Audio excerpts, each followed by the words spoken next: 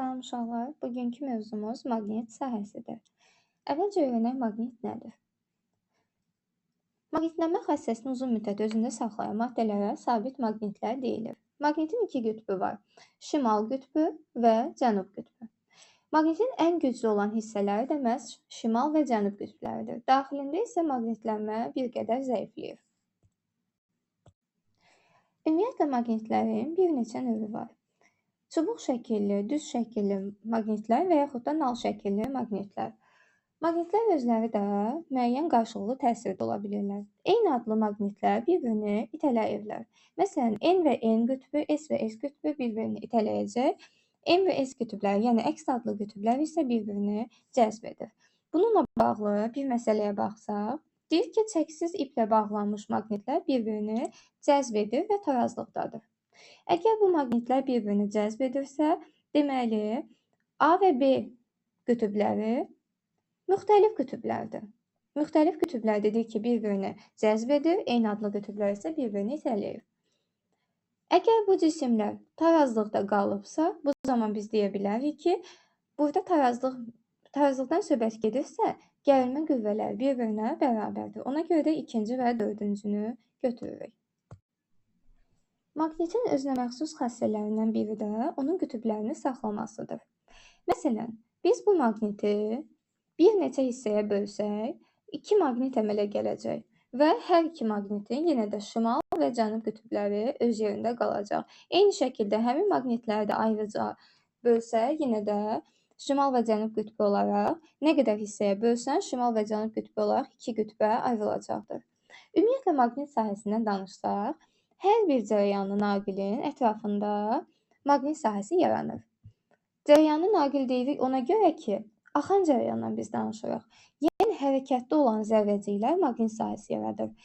Maqnit sahəsini sırf hərəkətdə olan zərrəciklər yaratdığı halda, hərəkətsiz zərrəciklərin yaratdığı sahə isə elektrik sahəsidir. Sükunətdə olan yüklərin ətrafında yaranan sahəyə biz deyirik elektrostatik sahə. Hərəkətdə olan yüklər isə həm elektrik sahəsi əmələ gətirə bilir, həm də maqnit sahəsini yarada bilir. Maqnit sahəsinin özünəməxsus qüvvə xəttləri var. Həmin bu qüvvə xəttləri hər zaman N-dən çıxır və S-ə daxil olur. Eyni şəkildə maqnitin daxilində bəs soruşsaq ki, həmin o qüvvə xəttləri hansı istiqamətdə hərəkət edir? Maqnitin daxilində hərəkət isə S-dən N-ə doğrudur. Lakin hər zaman xaricdə N-dən çıxır, S-ə daxil olur. Eyni bu oxşuyur müsbət yüklərdə qüvvə xəttləri kənara doğru çıxırdı, mənfidə isə daxil olurdu.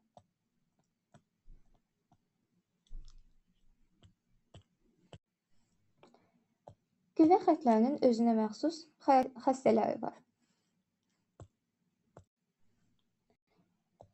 Ümumiyyətlə, qüvvə xəttlərinin özünəməxsus xassələri vardır. İndi isə bu xassələrə baxaq. Qüvvə xəttləri qapalıdır, başlanğıcı və son nöqtəsi yoxdur. Yəni, onlar dairəvi olaraq, daimi olaraq hərəkət edirlər, onun başlanğıc və sonundan danışa bilmərik. Sabit maqnitin xaricində qüvvə xəttləri N-dən çıxır, S-ə daxil olur, bunu dedik. Maqnitin daxilində isə S-dən N-ə doğru yönəlirdi. Qüvvə xəttləri kəsilməzdir. Qüvvə xəttləri bir-biri ilə kəsişmir. Yəni ki, onlar bir nöqtədən başlayır, digər nöqtədə hərəkət edir və cərəyanlı, ümumiyyətlə qüvvə xəttləri zərrəciklərin nizamlı şəkildə hərəkəti vasitəsilə yaranır. Biz dedik ki, cərəyanlı naqil əmələ gətirir. Cərəyan ümumiyyətlə elektronların, zərrəciklərin nizamlı hərəkəti deməkdir. Nizamlı hərəkətin olduğu müddətcə bu xəttlər bir-biri ilə kəsişmir. Fəzanın hər bir nöqtəsində yalnız bir qüvvə xətti keçirmək olur. Sahənin güclü olduğu yerdə qüvvə xəttləri sıx olur. Yəni, fikir versəniz, burada qütblərdə daha sıx yerləşir xəttlər, ona görə qütblərdə daha güclüdür, digər hissələrdə isə daha seyrəkdir.